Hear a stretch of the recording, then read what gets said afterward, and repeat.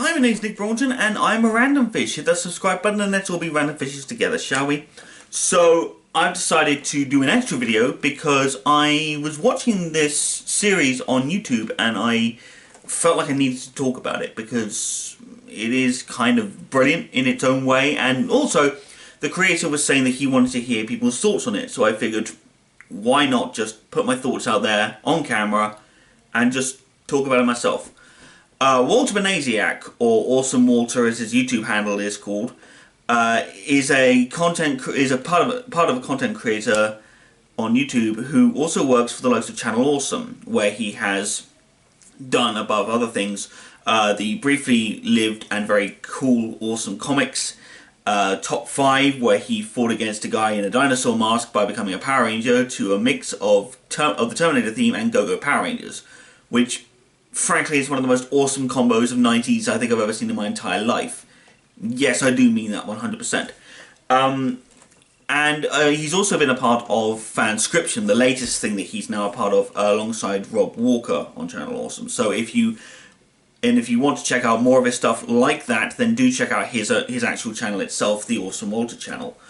But also do check out Channel Awesome for the other stuff that he does. He released a 5-part series called the Infinity Trinity. Infinity Trilogy. Trinity Trilogy, you know, it's one or the other. No, I'm kidding.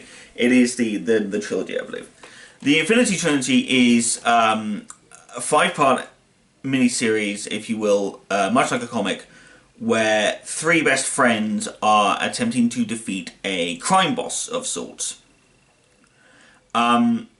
I don't want to go into character names or anything like that, purely because I want to, not majorly for all the characters concerned, because I kind of want you guys to go away and watch it yourselves. Because it is interesting and it is a lot of fun to watch. The 3 friends are a guy called Riley, Eddie, and their friend who's not seen until the final episode, Pete, or Peter. Pete Peters is his actual name. Yeah, I feel like that's possibly one of the most bizarre things since learning about Stan Lee in his constant work with, you know, names with double-sounding letters, which I thought was interesting. But Pete Peters is not seen until the final part of the actual series, which I thought, starting off, that is one of the bravest moves that I've seen.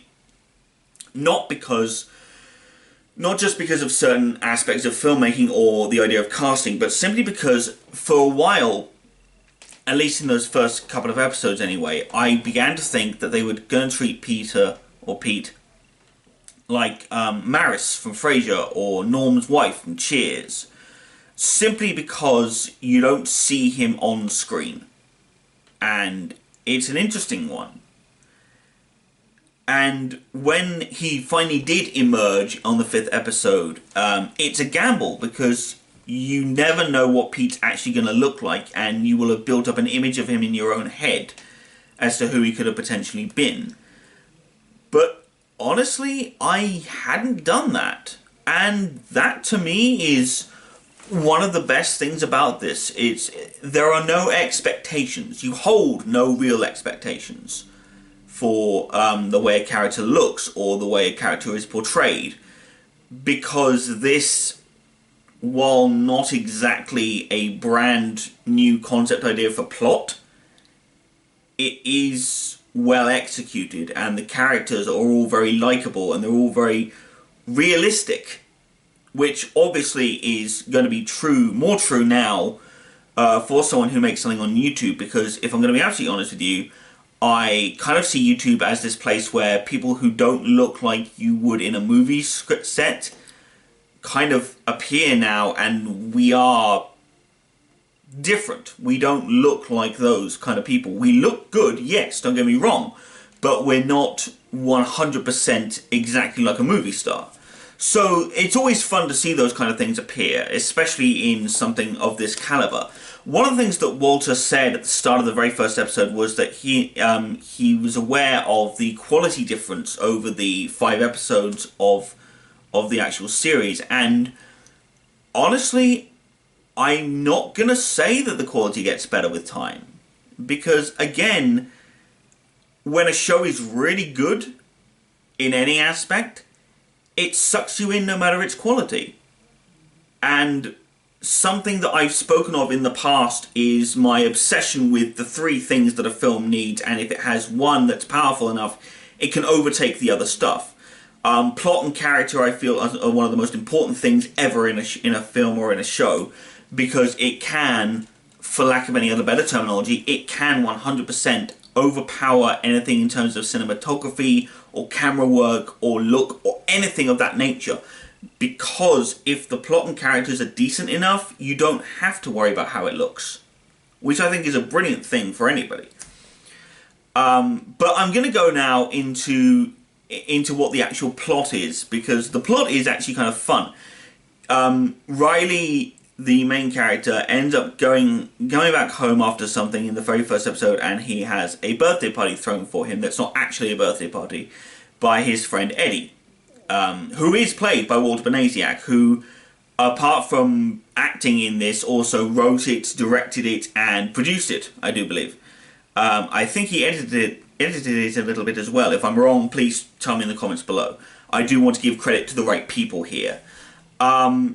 Something I thought was very cool was that there is a continuous plot that does emerge, but it only happens over the next 2 episodes, really, and the end of one, which is very interesting.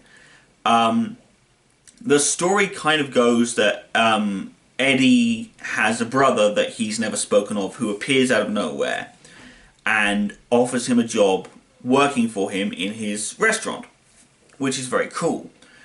Eddie is 100% suspicious of this because apparently he didn't go to his own dad's funeral because he's had an issue with his brother and his dad for years because of the stuff that they used to do, criminal element, as it were, within the family. The problem is that, Riley and Pete, who, again, we don't see for many of the episodes, also have criminal elements about them, which isn't great. So, that's part of the whole shtick for them. Eddie, of course, ends up going to work for his brother in the restaurant and everything else, which is fine. He becomes a waiter and all that sort of thing. We also get a love story between Riley and another character called MJ, who turns up at his party. They unexpectedly start talking and they form a bond, and that eventually leads to them being a romantic couple, which is great to see. It really is. The second episode is a basketball game between 2 of the restaurants for charity, meaning that if the team that loses has to donate, I think it's $3,000 to a charity of the winning team's choosing, which is a very cool idea in principle, I have to say. It's very cool. But you do also get the emergence of another character, of a bodyguard who's been slightly present in the first episode, but not by much. He stands there at the back when he sees, because part of the other setup for the bet is that there's a person who ends up having to change restaurants, changing employers. Because the idea is you're meant to put up your best employee in the bet as well. Eddie ends up choosing himself because Eddie's a little bit arrogant and a little bit hard-headed and everything, and I believe the phrase is, he's an idiot. Which is it's adorable and weird at the same time. But the idea is that the other character who's also up in the bet is MJ, who works for the other restaurant, which they didn't know about. And so Riley ends up playing in the game as well, because he never got a number in the end of the first episode. But this bodyguard turns up working for this mob boss who the brother works for as well, because he got him out of prison. Which was a very weird thing to sort of suddenly get given in the second episode, but I thought, okay, we'll roll with this. It's cool. It's a nice little setup for betrayal later, because that's kind of where I assumed it was going. Over the next couple of episodes, we get stories about Pete and how the mob boss, Mr. Stacks, I believe it is, has never sent him away for a job for quite as long as he has been gone. to the point where his girlfriend turns up and almost psychologically, like psychopathically, tries to get them to tell her where he is. Even when they say, "We don't know," she's like, "I don't believe you." It's the kind of stuff that, stay away from me, please, kind of mentality. And even when a letter is provided to them through the mail itself, not by one of Mr. Stax's men, from a letter from Pete saying, "Please don't look for me, I'm happy working for Mr. Staggs, I'm not coming back," they still don't believe this, especially after Eddie suddenly finds another note that was hidden inside the envelope they hadn't noticed, which was an SOS letter from Pete saying, get me the hell out of here. Which was very interesting and very cool to sort of see. But they end up going to the mob boss, and the brother betrays Eddie and Riley. And Mr. Staggs basically says, "If you interfere again, you will die."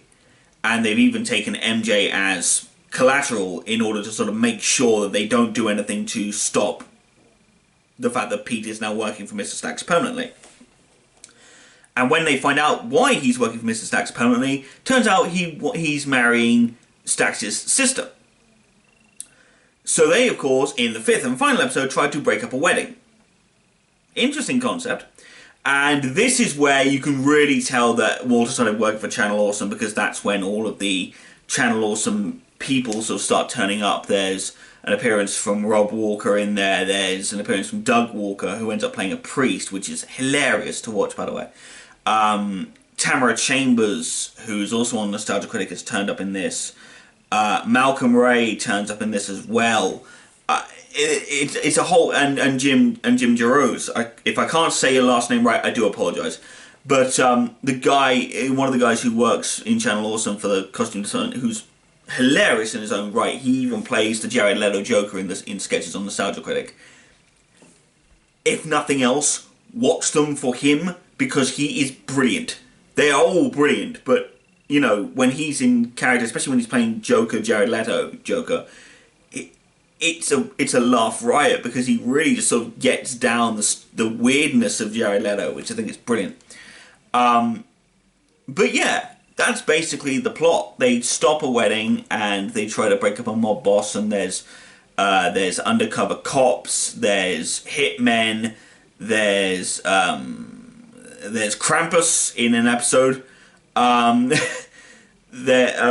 You see Walter currently, change his appearance a lot over the course of those episodes. One episode he turns up with long hair and a beard, then he's got no beard but long hair, then he has no hair, he has short hair, no beard, then he has a chin beard and short hair, and it's weird. It's fun, don't get me wrong, but it's one of those things where I sit there and go, keep the long hair, please do, because hey, I'm a sucker for people with long hair. I enjoy having long hair. I think it's fun. Yes, I say this having short hair. Leave me alone. But I'm talking about this because I feel that this needs to be talked about more. I feel like this needs to be brought out into the world more. Because as far as I'm concerned, this series that Walter has made is brilliant. Him and everyone else who was involved. It's taken him a large amount of time to make it, and it's finally up. There was a live screening of it back in America that he showed, I believe, but now it's out on YouTube for everybody to see. And honestly, I'm just going to say this, watch it.